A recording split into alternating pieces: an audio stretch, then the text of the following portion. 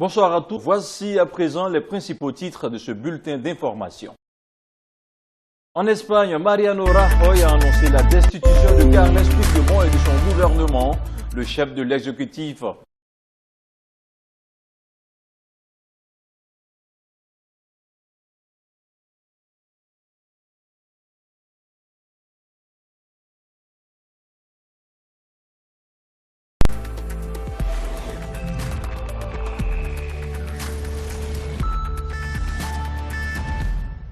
Bonsoir et bienvenue, c'est l'heure du journal sur Medi 1 TV Afrique. Voici à présent l'essentiel de l'actualité sur le continent et ailleurs dans le monde. En Espagne, Mariano Rajoy a annoncé la destitution de Carles Puigdemont et de son gouvernement. Le chef de l'exécutif espagnol a aussi dissous le Parlement catalan. Il a annoncé la tenue d'élections anticipées le 21 décembre prochain. L'élection présidentielle au Kenya a viré à un scrutin inachevé. De hautes tensions ont fait 5 morts et plusieurs blessés dans les rangs de l'opposition. Raila Odinga avait incité ses partisans à boycotter. À la rencontre d'icônes, nous vous ferons découvrir les secrets de fabrication des films incontournables du 7e art. Désormais, l'économie se retrouve fortement impactée par la situation du pays. Les détails dans ce journal. Merci de votre fidélité à Medi 1 TV Afrique. Nous ouvrons ce journal avec l'Espagne, dissolution du Parlement catalan, poursuite judiciaire pour motif de rébellion à l'encontre de Carles Puigdemont. Une centaine de hauts fonctionnaires démis de leurs fonctions, parmi eux le chef de la police catalane, reprise en main de l'administration régionale catalane. Madrid entend faire respecter son autorité en Catalogne. L'ex-président catalan Carles Puigdemont a quant à lui appelé à s'opposer démocratiquement à la mise sous tutelle. Hicham Deshraoui. La célébration aura été de courte durée. Ce matin, la Catalogne s'est réveillée sous tutelle, une situation accueillie sous les huées des séparatistes qui manifestaient encore au petit matin dans les rues de Barcelone. Après le vote du Parlement catalan qui avait déclaré hier après-midi l'indépendance de la région, et alors que les partisans de la sécession célébraient hier soir dans les rues de Barcelone, les événements se sont accélérés et ont pris une tournure sans précédent. Comme annoncé, le gouvernement espagnol a commencé à mettre en application tout un arsenal de mesures exceptionnelles préparées depuis des semaines. Dès hier soir, à Madrid, un conseil des ministres extraordinaire a été convoqué, à l'issue duquel Mariano Rajoy, le chef du gouvernement, annonçait hier soir la destitution du gouvernement catalan. Ce sont les premières mesures que nous mettons en marche pour éviter que ceux qui étaient jusqu'à maintenant responsables de l'exécutif catalan puissent poursuivre leur escalade de désobéissance. Concrètement donc, depuis ce matin, le gouvernement central assume tous les pouvoirs de l'administration catalane, le chef de la police de Catalogne est lui aussi destitué, et le Parlement de la région est dissous. Des élections se tiendront le 21 décembre. Dès aujourd'hui, la vice-présidente du gouvernement espagnol, Soraya Sáenz de Santamaría, doit réunir les secrétaires d'État qui seront chargés d'assumer les fonctions des gouvernants catalans. Les autres mesures annoncées comprennent la fermeture des représentations catalanes dans le monde, mais les conséquences de cette déclaration d'indépendance unilatérale, comme de la mise sous tutelle par Madrid, sont encore aujourd'hui incalculables. Et puis, dans sa première allocution depuis sa destitution par le gouvernement espagnol, l'ex-président catalan a prôné samedi une opposition démocratique à la prise de contrôle direct de la région par l'administration centrale madrilène. Je cite, « Nous continuerons à construire un pays libre » car Carles Puigdemont, l'ancien président de la région, a adopté un ton combatif mais pacifique. Ce samedi, il a notamment appelé à ses anciens administrés à s'opposer démocratiquement à la mise sous tutelle imposée par Madrid. Et le soutien de Madrid et le soutien à Madrid de la communauté internationale ne s'est pas fait attendre. Dès l'annonce de la déclaration d'indépendance de la Catalogne, les réactions de la communauté internationale se sont multipliées. Les États-Unis ont déclaré soutenir l'unité de l'Espagne. Dans un communiqué du département d'État, le porte-parole de la chancelière allemande Angela Merkel a lui déclaré sur Twitter que le gouvernement allemand ne reconnaît pas une telle déclaration d'indépendance. Le président français Emmanuel Macron a lui assuré le Premier ministre espagnol Mariano Rajoy de son plein soutien pour faire respecter l'état de droit en Espagne après la déclaration d'indépendance du Parlement de Catalogne. Des réactions, il y en a eu également au Maroc, le royaume qui fait face lui-même et depuis plusieurs années à une menace séparatiste ne reconnaît pas et ne reconnaîtra pas à l'avenir la déclaration unilatérale d'indépendance de la Catalogne, indique ce vendredi un communiqué du ministère des Affaires étrangères et de la coopération internationale. Le communiqué souligne que le Maroc comprend la réaction des autorités espagnoles et exprime son entière solidarité avec elles. En ces circonstances particulières que traverse l'Espagne voisine, le Royaume du Maroc apporte son plein soutien au gouvernement espagnol en vue d'assurer le respect de la Constitution et préserver l'unité nationale et la souveraineté du pays, ajoute-t-on de même source. Tout autre chose, à présent aux États-Unis, la justice devrait rendre publiques les premières mises en accusation dans l'affaire de l'ingérence de la Russie dans l'élection présidentielle américaine de 2016.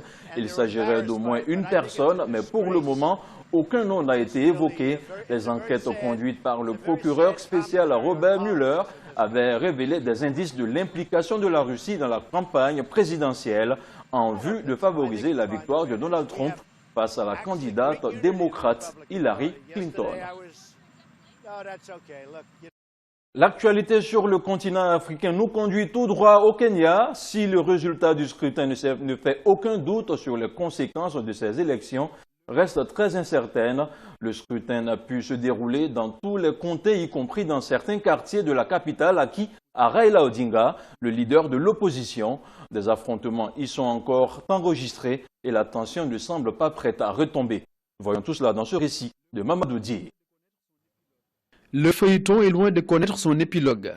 L'élection annulée le 8 août, repoussée à ce jeudi, n'a une fois encore pas pu se dérouler dans plusieurs régions, au moins 4 sur les 47 comités que compte le pays, où le dispositif logistique nécessaire au bon déroulement du scrutin n'a pas pu être mis en place, y compris même dans certains quartiers de la capitale, comme à Kwangware, un bidonville situé au cœur de Nairobi et considéré comme un fief de l'opposition. Des affrontements violents avec les forces de l'ordre y ont fait hier au lendemain du vote 9 morts, portant le bilan des victimes à 49 depuis le début du mois d'août. Dans un premier temps repoussé à aujourd'hui, la date de l'élection dans ces régions est désormais inconnue et la commission électorale manifeste toute sa préoccupation par la voix de son président. En ce qui concerne notre personnel, les directeurs de scrutin, leur vie est en danger. En tant que commission, nous sommes profondément préoccupés. Et à cause de tous ces facteurs, la commission a délibéré sur les différents incidents qui se produisent dans certaines parties du pays et a reporté les élections prévues pour ce samedi à une date ultérieure. De son côté, l'opposition qui avait appelé au boycott du scrutin parle de mascarade électorale et même de génocide. Nous sommes profondément préoccupés par le fait que le pouvoir ait maintenant militarisé les élections. La tenue d'élections est utilisée comme une excuse, une plateforme pour commettre un génocide. Un vent de calme précaire semble souffler ce samedi sur Nairobi, la capitale kenyane. Un climat de méfiance règne entre pouvoir et opposition. En République démocratique du Congo, les États-Unis exigent la tenue des élections au plus tard en 2018, pas plus. C'est ce que l'ambassadrice des États-Unis à l'ONU a annoncé ce vendredi à Kinshasa après sa rencontre avec le bureau de la Commission électorale nationale indépendante et les évêques de la Conférence épiscopale nationale du Congo. L'ambassadrice américaine à l'ONU met en garde les autorités de Kinshasa contre tout retardement des élections en 2019, faute de quoi le pays ne comptera plus sur le soutien des États-Unis et de la communauté internationale. Nikki Haley a aussi rencontré les membres de l'opposition à huis clos, l'ambassadrice américaine que je vous propose d'écouter. Le message que nous avons annoncé à la CENI est que ces élections doivent avoir lieu en 2018, sinon il n'y aura plus aucun appui au processus électoral. Les États-Unis ne pourront plus supporter quoi que ce soit en 2019. Nous voulons des élections libres et crédibles, mais nous le voulons en 2018, pas à la fin 2018, mais en début 2018. Cela ne sera possible que si toutes les parties prenantes aux élections donnent leur appui au processus. L'actualité sur le continent, c'est aussi le Togo. Les protestations qui ont débuté en août dernier dans la capitale Lomé plongent les populations dans une inquiétude totale. À Lomé, les manifestations ne faiblissent pas. Les chefs d'État de la CEDEAO proposent le dialogue pour une sortie de crise immédiate. Le récit de Mel Berchel. Dans ce marché de friperie, les activités sont au ralenti. Et pour cause, la situation sociopolitique qui secoue le pays depuis plus de 2 mois. Une situation qui jette un effet négatif sur l'économie du pays. La crise qui mène maintenant au Togo, chez nous au marché, vraiment, on n'a pas la bouche même pour parler. Depuis le matin, depuis qu'on a commencé les marches, là, rien ne va. Plusieurs milliers de personnes ont manifesté encore la semaine dernière dans les rues de Lomé et dans d'autres villes de l'intérieur du pays. Nous allons nous libérer, nous allons nous battre par tous les moyens nécessaires. C'est très important pour nous. Nous sommes avec le peuple et le peuple est avec nous. Il faut voir ce qui se passe aujourd'hui. En 2005, on a tué plus de 1000 Togolais avant que Faure Gnassingbé ne vienne au pouvoir. Si vous allez à Mango, il n'y a plus personne. Si vous allez à Sokoré, il n'y a personne. Une situation qui ne laisse personne indifférent, y compris les associations de défense des droits de l'homme. Actuellement, ce que nous constatons, c'est qu'il y a une répression totale de toute forme de dissidence et de toute forme de manifestation dans le pays. Et ceci est aussi renforcé par le non-respect du droit à la liberté de manifestation. En début de semaine, la situation du Togo a attiré l'attention de la communauté internationale. Les chefs d'État de la CEDEAO ont recommandé le dialogue pour une sortie de crise. Et avant de refermer ce journal, je vous propose maintenant de découvrir l'histoire de Boulé Sitela, un jeune Sud-Africain résident de Cape Town, en français Le Cap. Pour vous divertir et contribuer à l'éducation des habitants de sa ville, il a monté sa petite entreprise grâce à un peu d'imagination et aussi d'huile de coude. Ce jeune homme offre gratuitement aux enfants un espace itinérant dédié aux loisirs et consacré à sa passion, le 7e art. Mamadou Dié pour le compte-rendu. Une rue calme, des enfants qui attendent sagement devant une école et pourtant les apparences sont parfois trompeuses. Nous sommes ici au cœur de Kayelithia, le plus grand township du Cap, une ville tentaculaire qui compte aujourd'hui plus d'un demi-million d'habitants et où le crime est endémique. À l'intérieur, Boulé Sitela s'active. Dans quelques minutes, la projection de son petit cinéma mobile va démarrer. Le dispositif fonctionne grâce à des batteries à énergie solaire qui activent des haut-parleurs et un projecteur.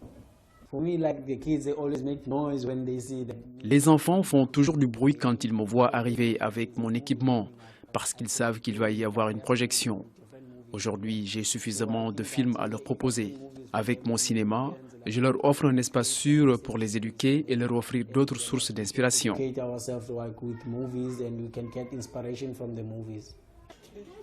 Au programme du jour, Kumba, un film d'animation produit localement, qui raconte l'histoire d'un zèbre rejeté par le troupeau parce qu'il n'a pas la moitié de ses raies.